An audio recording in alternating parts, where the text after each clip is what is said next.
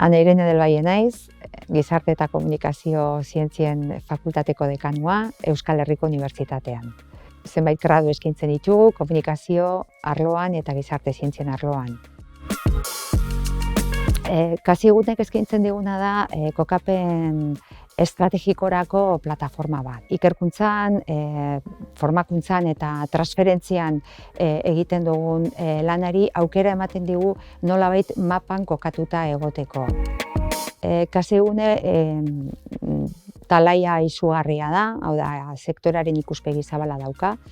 Batez ere, espero dugu nolabait izatea proiektuak piztu, eragin eta bultzatzeko gune bat.